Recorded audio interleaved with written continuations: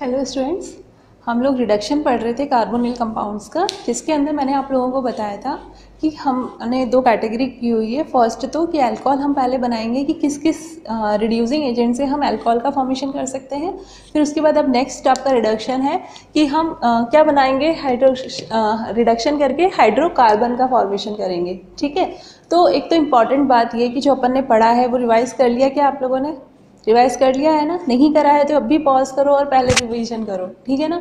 वरना मज़ा नहीं आएगा पढ़ने में। कंटिन्यूटी ज़रूर होनी चाहिए आप लोगों की पढ़ने में, तो पहले अपना रिवाइज करना, फिर इसको कंटिन्यू आगे देखना, ठीक है ना? ये पक्की बात है ना? प्रॉमिस करो इस बात का। बच्चे, पढ़ाई करने का मतलब तभी होता है जब हम रिवीजन साथ में करें। अगर हम रिवीजन नहीं करते हैं, हम केवल पढ़ते जाते हैं, पढ़ते जाते हैं, पढ़ते जाते हैं, तो पीछे का साफ होता जाता है, साफ होता जाता है, साफ होता जाता है, ठीक है ना? अगर वास्तव में जो बच्चा पढ़ने के लिए ही पढ़ रहा है कि हाँ मैं पढ़ रहा हूँ, जिसका कोई रिजल्ट निकलना चाहिए, फ्रूटफुल रिजल्ट निकलना चाहिए, तो उसके लिए ज़रूरी होता है कि आप रिवीजन करते हैं, ठीक है ना? रिवीजन करना बहुत इंपॉर्टेंट है। जितना आपको आगे पढ़ना इंपॉर्टेंट है, उतना ही रिवीजन करना इंपॉर्टेंट है, ठीक है ना? आपका माइंड तभी उन चीज़ों को याद रख पाता है जब आप रिवीजन करते हो, ठीक है? तो इम्पॉर्टेंट क्या कहा मैंने? रिवीजन। तो अपने दिमाग में सेट कर लो, बिना रिवीजन के हम आगे नहीं पढ़ेंगे। एक बार पढ़ने के बाद में, रिवीजन करने के बाद ही नेक्स्ट क्लास को पढ़ना है आपको, ठीक है ना? चलो स्टार्ट करते हैं। पहले का क्या था? रिडक्शन करके अपन ने क्या बनाया था? अल्कोहल का फॉर्मेशन किया था। तो अल्कोहल का फॉर्मेशन जब अपन करते हैं तो मैंने आपको पहले बताया था कि एक तो हम कैटालिटिक हाइड्रोजनेशन कर सकते हैं, उत्प्रेरक की हाइड्रोजनीकरण कर सकते हैं, मतलब निकेल, पैलेडियम, प्लैटिनम कुछ भी लेके, और हाइड्रोजन गैस अगर हम फ्लो करते हैं तो क्या बन जाता है? अल्कोहल बन जाता है, ठीक है? इसके अलावा लिथियम एल्यूमिनियम हाइड्राइड और सोडियम बोरोहाइड्राइड ले सकते हैं हम।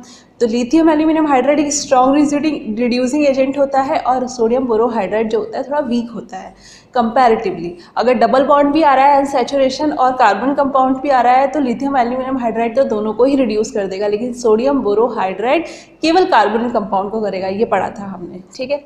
उसके बाद है आपका एक अपन ने पढ़ा था अमलगमेटेड मैग्नीशियम, ध्यान है? तो अमलगमेटेड मैग्नीशियम अगर हम लेते हैं, अमलगमित मैग्नीशियम अगर हम लेते हैं तो क्या होता है? पिनेकॉल बनता है, ठीक है? ये भी हमने पढ़ लिया। उसके बाद में क्या पढ़ा अपन ने? वॉल्फ-क्रिश्नर रिडक्शन पढ़ा था। वॉल्फ-क्रिश्नर रिडक्शन भी इम्पॉर्टेंट है। क्या था आपका? प्रोपिल ऑक्साइड एल्यूमिनियम, है ना? तो ये लेते हैं अगर अपन, और किसकी प्रेजेंस में लेते हैं? आइसोप्रोपेनॉल की प्रेजेंस में लेते हैं। इस तरीके से अगर हम रिएक्शन कराते हैं तो भी हमारा क्या हो जाता है? अल्कोहल में कन्वर्ट हो जाता है। और जो हमने आइसोप्रोपेनॉल लिया है ना, वो किस में कन्वर्ट हो जाता है? वो एसीटोन में कन्वर्ट हो जाता है, ठीक है? तो ये हो गया। इसके बाद अपना आता है कि हम रिडक्शन करके क्या बनाएंगे? हाइड्रोकार्बन बनाएंगे। तो इसके दो मेथड हैं।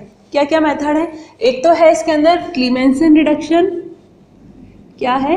क्लीमेंसन रिडक्शन, ठीक है? सेकंड क्या है? वोल्फ-क्रिश्नर रिडक्शन। क्लीमेंसन रिडक्शन के अंदर क्या लेते हैं? जिंक, मरकरी एसिडिक मीडियम के अंदर लेते हैं, ठीक है? तो क्या होता है? जो कार्बोनिल ग्रुप है, CO ग्रुप है, वो किस में कन्वर्ट हो जाता है? CH2 ग्रुप के अंदर कन्वर्ट हो जाता है। दोनों के अंदर ही क्या होता है? हाइड्रोकार्बन में कन्वर्ट हो जाता है। मतलब ये काफ़ी ज़्यादा रिड्यूसिंग एजेंट है, जो क्या करते हैं? सीधे कार्बन से छलांग करके कहाँ पहुँचा देते हैं उसको? हाइड्रोकार्बन पे। क्योंकि बीच में अपना इंटरमीडिएट आता है, जो एक बीच का मतलब एक है, अगर कार्बोनिल कंपाउंड का रिडक्शन करते हैं तो पहले अल्कोहल बनता है, फिर अल्कोहल का रिडक्शन करते हैं तो हाइड्रोकार्बन बनता है। लेकिन ये बीच का पाथ हमने हटा दिया, अल्कोहल केवल डायरेक्ट कार्बन से किस में पहुँच गए? हाइड्रोकार्बन पे। तो वो हम किस से कर सकते हैं? क्लीमेंसन रिडक्शन से और वोल्फ-क्रिश्नर रिडक्शन से, ठीक है? इनके हिंदी के नाम भी यही है, क्लीमेंसन अपचयन और वोल्फ-क्रिश्नर अपचयन। इसको आगे थोड़ा सा मॉडिफाई किया था हुएंग-मिलन ने, ठीक है? जिसको हम हुएंग-मिलन रूपांतरण भी कहते हैं। तो इसको हम साथ में ही पढ़ेंगे, अलग से नहीं पढ़ेंगे। बस इसने क्या मॉडिफिकेशन किया था वो मैं आपको बता दूंगी, ठीक है? तो इसके अंदर जो हम लेते हैं वो क्या लेते हैं?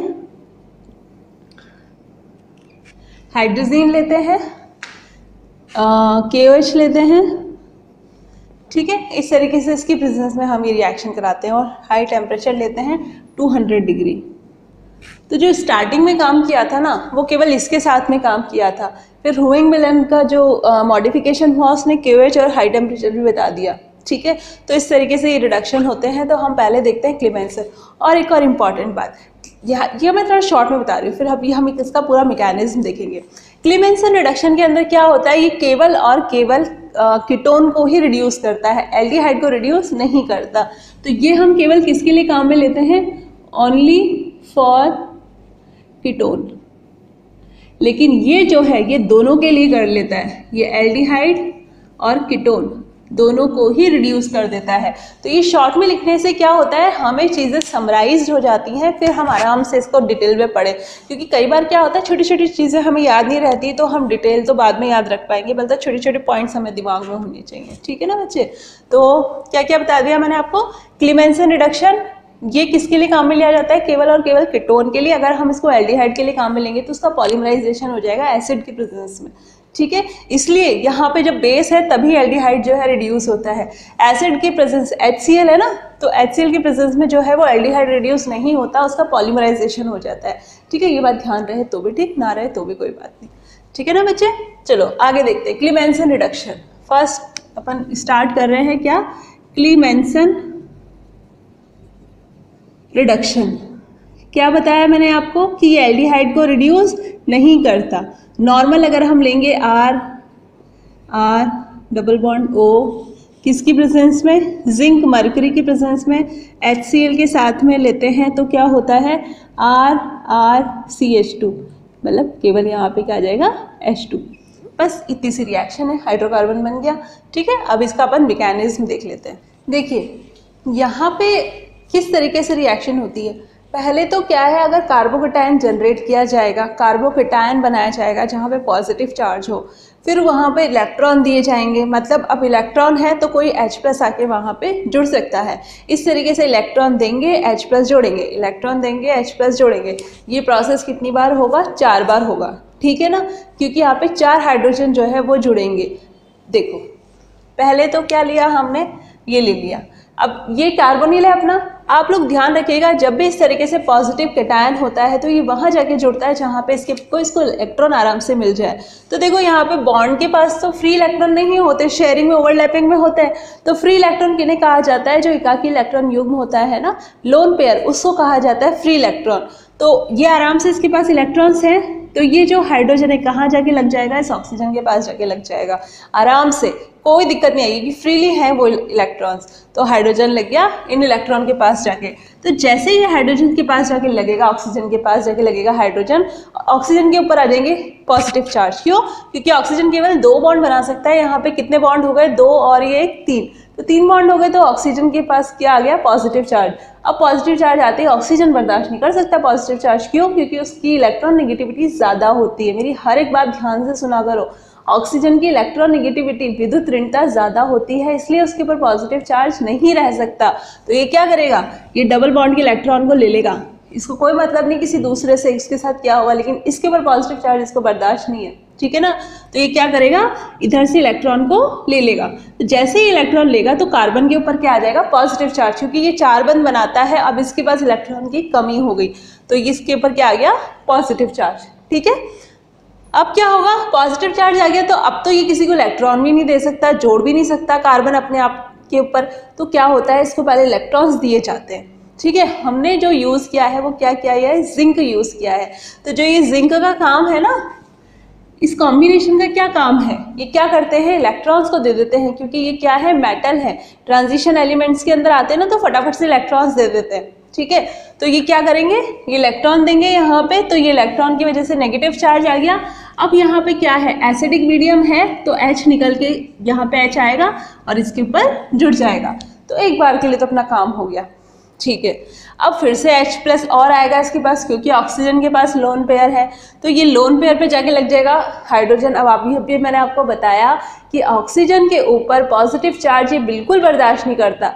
तो अगर इसके पास डबल बॉन्ड हो पास में, तब तो ये डबल बॉन्ड की इस तरीके से इलेक्ट्रॉन ले लेता है। अभी भी ये यही करेगा, ये इलेक्ट्रॉन ले लेगा, तो जैसे इलेक्ट्रॉन लेगा तो ये बॉन्ड तो टूट जाएगा, है ना। तो ये इलेक्ट्रॉन लेके और ये बाहर निकल जाता है। ठीक है, तो जब ये बाहर निकल जाएगा तो कार्बन पे फिर से पॉजिटिव चार्ज आ जाएगा। अब फिर से इसको इलेक्ट्रॉन देने पड़ेंगे, तो ये इलेक्ट्रॉन दिए जाएंगे, फिर से नेगेटिव चार्ज आएगा। और एसिडिक मीडियम है तो ये H+ यहाँ आके जुड़ जाएगा।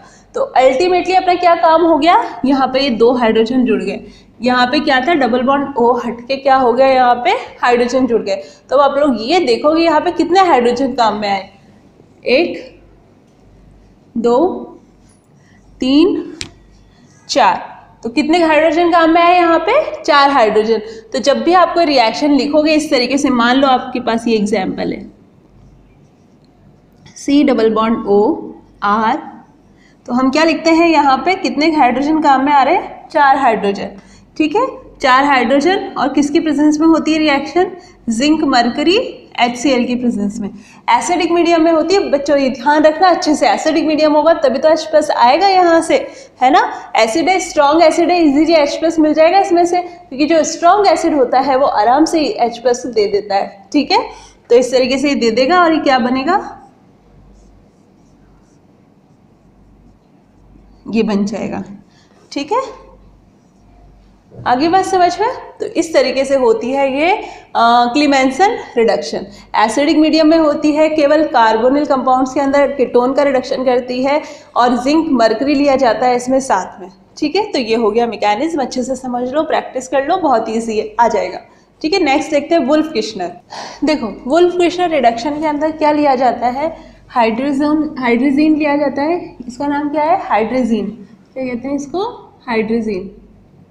हाइड्रोजीन लेते हैं, पोटेशियम हाइड्रोक्साइड लेते हैं, किसकी प्रेजेंस में, डाइथाइलिन ग्लाइकॉल की प्रेजेंस में। क्या है ये, डाइथाइलिन ग्लाइकॉल। ठीक है, और फिर गर्म करते हैं। देखो क्या होता है, जब इसको वही होना तो वही है, CO ग्रुप किस में कन्वर्ट होता है, CH2 के अंदर। अब बात आती है कि इसके अंदर सबसे इंपॉर्टेंट है कि तो क्या लिया जा रहा है, इसमें बेस लिया जा रहा है। ठीक है, हाइड्रोजीन के साथ किसके साथ में लिया जा रहा है, बेस के साथ में, जबकि क्लीमेंसन रिडक्शन अपन ने जो लिया है वो एसिड के साथ में लिया है। ठीक है, देखो आगे इसमें 2 स्टेप्स हैं, फर्स्ट स्टेप और सेकेंड स्टेप। जो फर्स्ट स्टेप है उसके अंदर क्या बना रहे हैं हम, हाइड्रोजोन बना रहे हैं। ठीक है, हाइड्रोजोन हाइड्रोजीन के साथ में मिलके बनता है। ये कार्बोनिल कंपाउंड है, ये कोई भी हो सकता है, एल्डिहाइड कीटोन कुछ भी हो सकता है, इसलिए हमने यहाँ पे नॉर्मल लिख दिया है। ठीक है, अब कार्बोनिल ग्रुप की जब हम हाइड्रोजीन के साथ में रिएक्शन कराते हैं तो क्या होता है, यहाँ से क्या निकल जाता है, वाटर का मॉलिक्यूल बाहर निकल जाता है, और ये क्या बनता है, हाइड्रोजोन। क्या बनता है ये, हाइड्रोजोन। ठीक है, देखो यहाँ पे यहाँ लिखा है ना, हाइड्रोजोन बन गया। अब नेक्स्ट स्टेप देखते हैं, यहाँ पे एक वर्ड लिखा हुआ है बेस कैटेलाइज्ड, मैंने यहाँ हटा दिया, इसको क्या लिखना है, टॉटोमेरिज्म। टॉटोमेरिज्म का क्या मतलब होता है, ये आप लोग फर्स्ट ईयर के अंदर पढ़ लिया है आपने, है ना, थोड़ा बहुत इंट्रोडक्शन पढ़ा होगा। क्या होता है टॉटोमेरिज्म का मतलब, इसके अंदर एक परमाणु और इलेक्ट्रॉन जो है वो अपनी जगह से दूसरी जगह पे जाते हैं। ठीक है, एक परमाणु और इलेक्ट्रॉन। रेजोनेंस के अंदर क्या होता है, अनुनाद के अंदर केवल इलेक्ट्रॉन जाते हैं एक जगह से दूसरी जगह पे, परमाणु नहीं जाता। लेकिन टॉटोमेरिज्म में क्या होता है, एक परमाणु और इलेक्ट्रॉन दोनों ही अपनी जगह से दूसरी जगह पे जाते हैं। ठीक है, उसको बोलते हैं टॉटोमेरिज्म चलावयवता। और साथ में एक और क्या होगा, इसमें एलिमिनेशन होगा N2 का।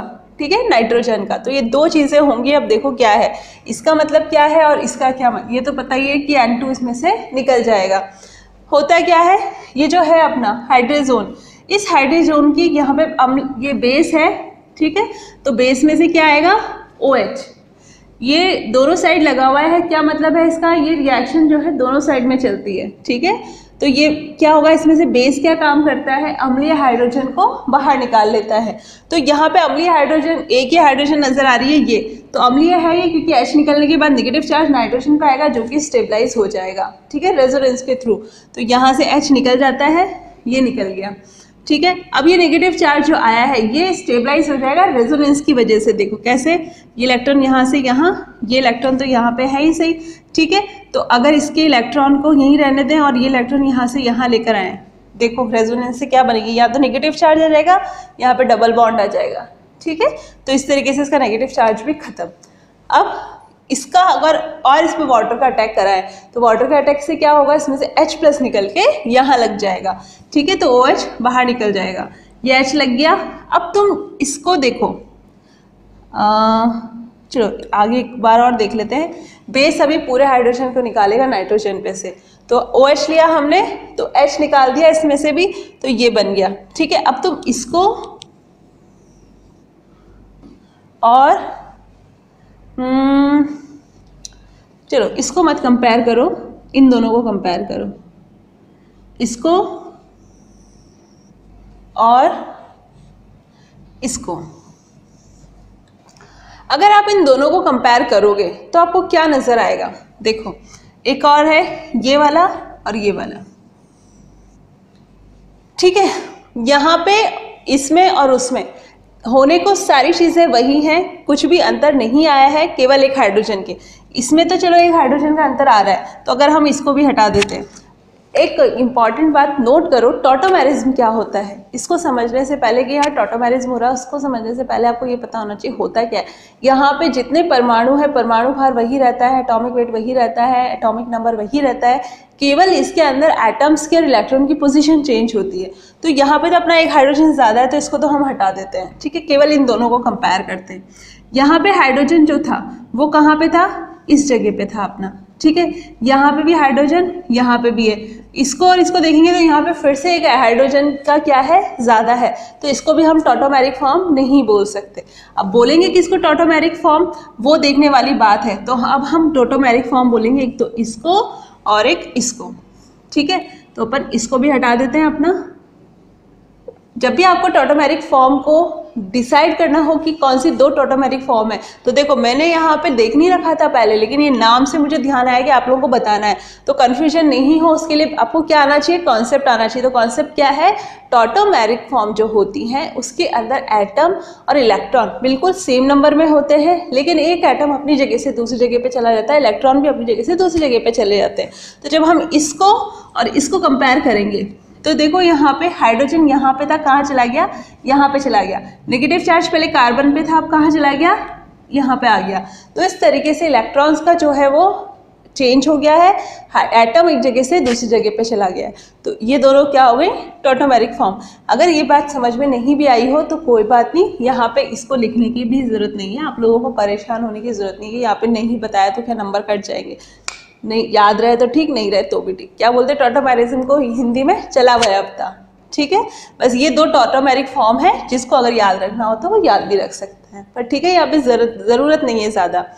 दूसरा क्या होता है यहाँ पे? एलिमिनेशन होता है N2 का। तो इसमें से क्या होता है? ये नाइट्रोजन बाहर निकल जाती है आराम से, इस पर नेगेटिव चार्ज आता है। नेगेटिव चार्ज पे क्या देना पड़ेगा? H+ देना पड़ेगा, ये H यहाँ पे आ जाएगा और ये देखो किस में कन्वर्ट हो गया? ये ग्रुप हट गया पूरा का पूरा और यहाँ पे क्या आ गया? CH2। तो इस तरीके से CO ग्रुप किस में कन्वर्ट हो जाता है? CH2 के अंदर। होने को कुछ भी नहीं हुआ है, ज़्यादा परेशान नहीं होना है। फर्स्ट स्टेप के अंदर हाइड्रोजन बना है, हाइड्रोजन के साथ में H2 निकाल के हाइड्रोजन बन गया, ठीक है। अब इस हाइड्रोजन में क्या होगा? पहले बेस जो है वो एक हाइड्रोजन को निकालेगा, फिर दूसरे हाइड्रोजन को निकालेगा। इस तरीके से दो हाइड्रोजन जब निकल जाएंगे तो ये बनेगा, इसमें से नाइट्रोजन निकल जाएगा और फिर ये बनेगा, इसको दे दो H और ये बन गया। तो होने को तो जो हुआ है सिंपल सा है, हाइड्रोजन बनाना है पहले, फिर बेस दे के दो बार H को निकाल देना है नाइट्रोजन के, और कार्बन पे नेगेटिव चार्ज आ जाएगा क्योंकि यहाँ पे ये रेजोनेटिंग स्ट्रक्चर बनती है। ये रेजोनेटिंग स्ट्रक्चर ज़रूर ध्यान रखिएगा क्योंकि तभी इस पे कार्बन पे नेगेटिव चार्ज आएगा और हम H+ देंगे। उसके बाद इसके हाइड्रोजन को भी निकाल देना, ठीक है। फिर फाइनली जो ये आएगा इसमें से नाइट्रोजन निकाल देना, ये बनेगा इस पे नेगेटिव चार्ज पे। H2O में से क्या आ जाएगा? H+ आ जाएगा और फिर ये अपना बन जाएगा, ठीक है। अब H+ कहाँ से आया? क्योंकि आप लोग देख सकते हो कि बेस में से जब यहाँ से H निकला था तो ये H2 बन गया था, ठीक है। तो मीडियम के अंदर H2O भी है, ओके। तो ये हो गया आपका वुल्फ किश्नर रिडक्शन। क्या हुआ था? क्लीमेंसन और वुल्फ किश्नर दोनों के साथ में एक प्रॉब्लम थी कि अगर बल्कि कोई कार्बोनिल कंपाउंड हो, मतलब उसके ऊपर क्या लगे हुए हैं? बड़े बड़े ग्रुप लगे हुए हो, तो ये रिएक्शन नहीं हो पा रही थी। क्लीमेंसन तो बिल्कुल भी नहीं हो पा रही थी। तो वुल्फ किश्नर ने क्या किया था? इसके अंदर एक मॉडिफिकेशन किया था कि इसको ले लो डाइइथाइलिन ग्लाइकॉल के साथ में और गर्म कर दो 200 डिग्री टेम्परेचर पे।